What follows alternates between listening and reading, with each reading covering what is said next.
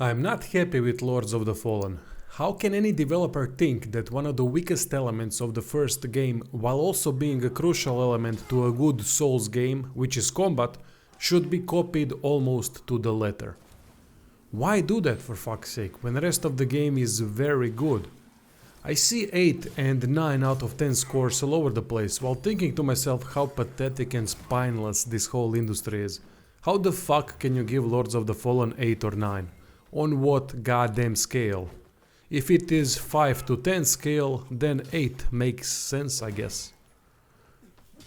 Oh yeah, welcome to early review or first impression video, you fallen bastards. Review key was provided by the publisher. Played the game for about 10 hours on PC, beaten first 3 bosses and can't do it anymore. By the way, PC performance is terrible with constant frame rate drops. Such a shame, cause I was honestly a bit excited to see what could be accomplished after the first game if mainly combat was improved. I don't get excited for games anymore, so that feeling is quite rare. Loved the art style of the first one and have been saying since that it is my favorite art style out of all Souls games, and I have played probably 80% of Souls games out there. Fantastic enemies, armor, weapons and at times highly detailed locations. Lords of the Fallen 2, as I'm gonna be calling it, does a good job in those aspects, although they have lost a bit of what made the original unique, as it resembles Dark Souls too much at times. Stupid helmets included. It lost a bit of its charm. Lords of the Fallen still has great art style, but not as unique anymore. Big feature is Umbral Realm. Character carries Umbral Lamp that gives glimpse into a sort of shadow realm where things work differently. Can't stay too long in it because enemies over time multiply and eventually you get overrun. Lamp can show glimpse into the other world and also open up new paths while Lamp is active. However, if an enemy hits you while peeking, then you are dragged into Umbral Realm.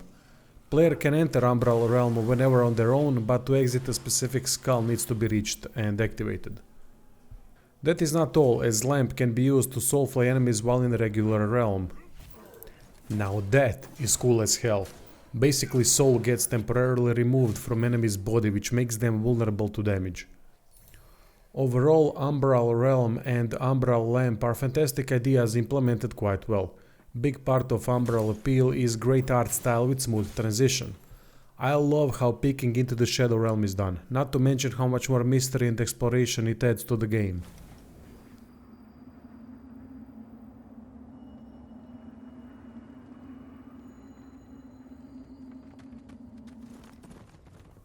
Story is intriguing but very familiar. Battle of Crusaders and Guards. I like that type of premise, although it is quite familiar. Delivery of quests, lore and story is similar to From Software games, which is a good thing, although I was never a fan of From Software quest system. Can't really judge story and lore without beating the game though, which won't happen unfortunately. World looks great with lots of details, good looking architecture, some great views on the horizon, but it does offer a lot of cheap deaths. Umbral version fantastically complements regular world as it adds its own shadowy realm flavor in an appealing way through bony architecture, dust, ash and extra creepy enemies. World connectivity is similar to From Software games, as there are shortcuts that make traversal faster with added fast travel option from the start that I appreciate a lot. What could have been something fantastic with the idea of custom checkpoints turned out to be a missed opportunity, as they can be only placed on specific rare points in the game, such as after boss fights. Honestly, I barely used it, but maybe later in the game they play a much bigger factor.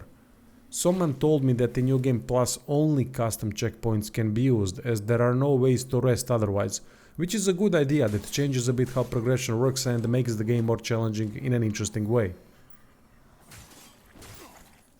Now we get to the gameplay, which is combat. This is where all of the good stuff falls apart. I said on the stream that it is going to be clear how the combat is after first few fights, and it is very similar to the original in quality unfortunately. Tracking attacks are back big time. Movements are so bad, with almost every single attack being accompanied with unrealistic distance covering, as it seems you're role-playing Sub-Zero with his famous ice slide. There are no directional attacks that would add more flavor to weapons, And worst of all, there is no attack cancel whatsoever, not even in a single frame.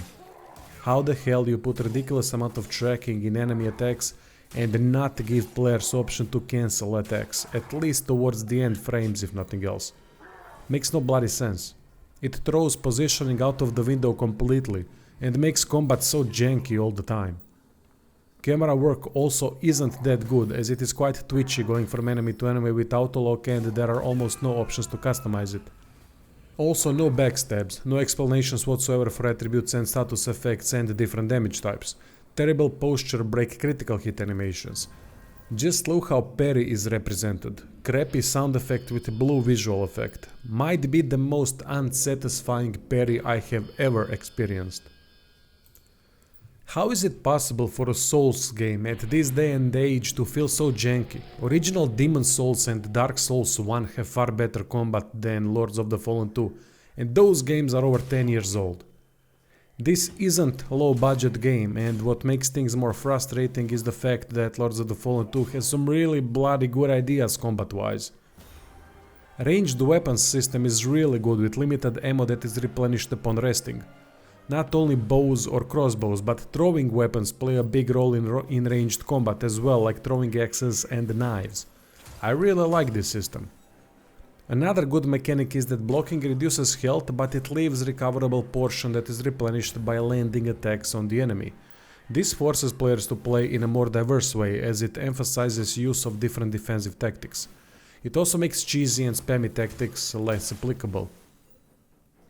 Problem is that 90% of the time we are fighting, so 90% of the game is mediocre or below average due to janky combat. It cancels out all the good stuff that the game does, of which there is a lot. Every time game pulls me in, combat kicks me out of that mood instantly.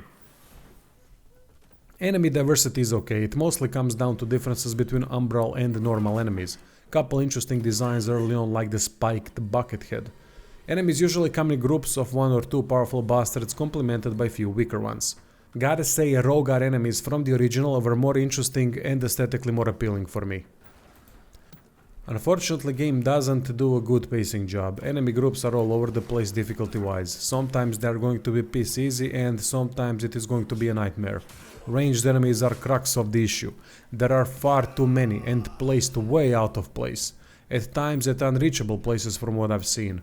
This quickly turns into a frustrating experience considering how easy it is to die, not to mention insane amount of cheesy deaths led by sneaky enemy placement. Combine that with at best mediocre combat and you'll quickly understand how unimpressive the gameplay is. 3 bosses I fought were mediocre at best. First one was definitely more impressive than the 2 afterwards, but jank prevails, as there is no satisfaction in defeating them. Their movements are same janky ones as rest of the game with weird twitching at times, and it is where all of the combat weaknesses are emphasized. Instead of epic fights you get epic jank. Lords of the Fallen 2 is like the opposite of Neo. It does most stuff outside of gameplay good or great, but it falls flat on its face gameplay wise. Neo is the opposite, as everything outside of combat and builds is below average or absolute crap. Honestly, I can't believe they decided not to improve combat from the original. Who made that decision? Lords of the Fallen 2 with vastly better combat would be easy 8 or 9 from my 10-hour experience, but fact is that mediocre experience is what you'll be having 90% of the time in a combat-focused game like this. Such a shame. There are no excuses at this day and age to screw up combat in Souls games. If you can't do it right, then don't do the game at all, do something else. Souls games with average or below average gameplay are not worth the time, definitely not worth mine, as I'm not gonna continue playing it no matter how interesting the game is gameplay aside. Anyway, that is all, thanks for watching.